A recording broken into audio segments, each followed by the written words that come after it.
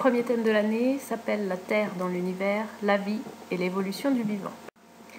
On a regardé ces images et dit qu'il s'agit de science-fiction puisqu'elles présentent des personnages, ici extraterrestres, ou des paysages qui n'existent pas sur la planète Terre.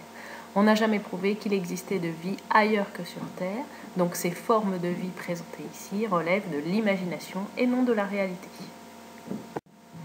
Le premier chapitre de l'année s'appelle donc La Terre, une planète habitée, et dans la première séance, on va s'intéresser aux conditions de la vie. On se demande si c'est une particularité de notre planète, la Terre.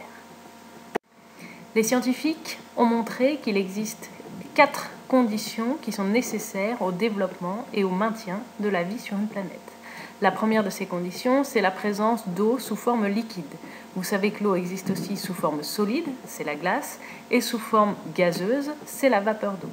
C'est de l'eau liquide dont les êtres vivants ont besoin pour se développer et rester en vie.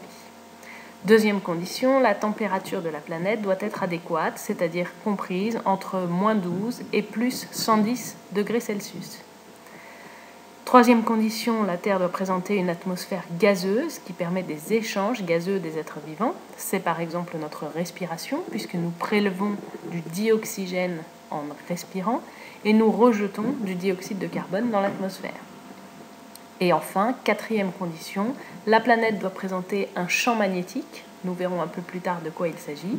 Ce champ magnétique, combiné à la présence d'un gaz particulier qui forme la couche d'ozone dans l'atmosphère de la Terre, protège la planète des radiations solaires et protège donc les êtres vivants qu'elle abrite. La question est donc de savoir, parmi les autres planètes que la Terre, certaines réunissent-elles une, deux ou plusieurs de ces conditions et pourraient-elles un jour accueillir des êtres vivants? Pour ça, on va comparer les planètes du système solaire.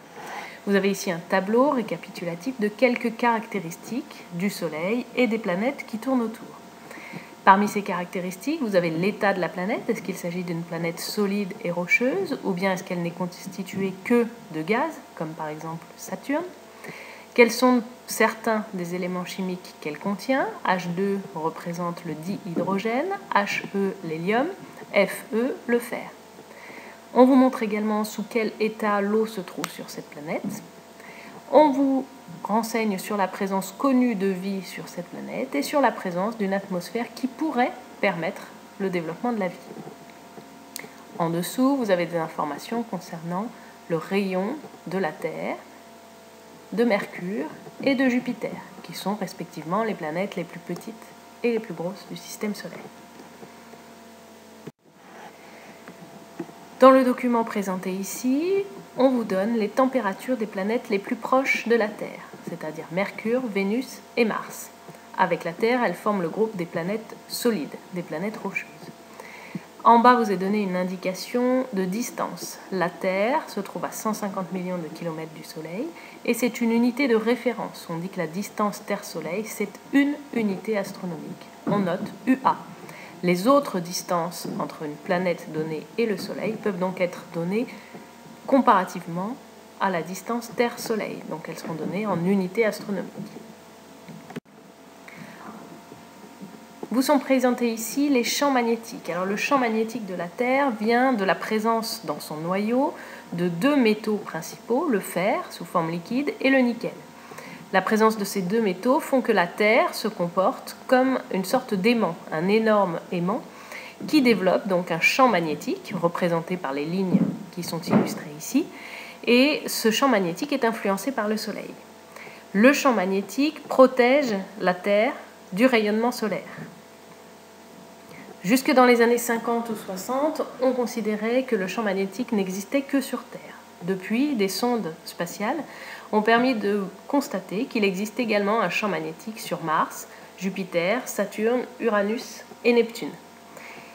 Mercure présente également un faible champ magnétique et en fait, finalement, seule Vénus n'a pas de champ magnétique. Enfin, concernant la couche d'ozone, l'ozone est un gaz présent dans l'atmosphère terrestre. C'est un gaz qui est composé de 3 molécules d'oxygène. Sa formule chimique, c'est donc O3. Cet ozone protège les êtres vivants terrestres des rayons du Soleil, les rayons UV, ultraviolets. Il existe un petit peu d'ozone également sur Vénus et sur Mars. Ailleurs, ça n'a pas été réellement prouvé. Il n'y aurait pas ou très peu d'ozone. Jupiter et Saturne ont un peu d'ozone en particulier, mais qui n'est pas organisé sous forme d'une couche qui protégerait d'éventuels êtres vivants.